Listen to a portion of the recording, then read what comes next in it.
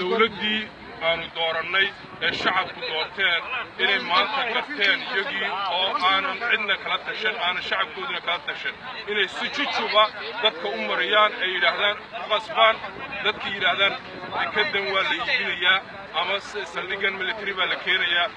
waa ayaan darro weyn Somaliland soo hoyatay 26 sano ay jirtay marka aad iyo aad baan uga xumahay inay nagu dhacday arrinkani waxaan insha Allah rajeynayaa inay dawladeenaas inta yar ay u hadhay arrinka dib uga noqdaan sida u dhaxsaa badan ee shacabkooda la dareemaan inaanay waxani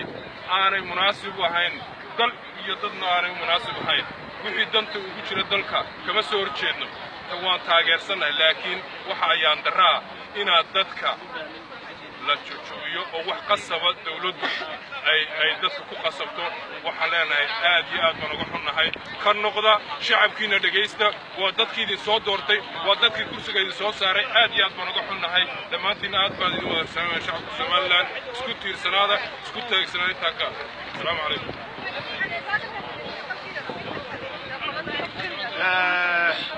markaad bilaabayso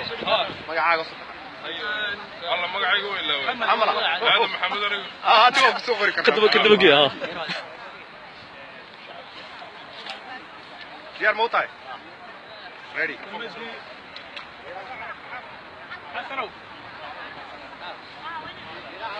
انت ناس كبر سوى نادر بسقطا صحوين بسم الله الرحمن الرحيم السلام عليكم ورحمة الله وبركاته مقعي هو محمد عبد الله كاهن وحانا حي جهلية الهير سومالي لان كدقان وقويga Yurub khaasatan wadanka Sweden magaalada Stockholm waxaanu maanta halkan isugu nimi in aanu cod dheer iyo mid gaabanba aanu shucuurtayada ku muujino in aanu ka soo horjeedno wax danana aan inoogu jirin saldhigga military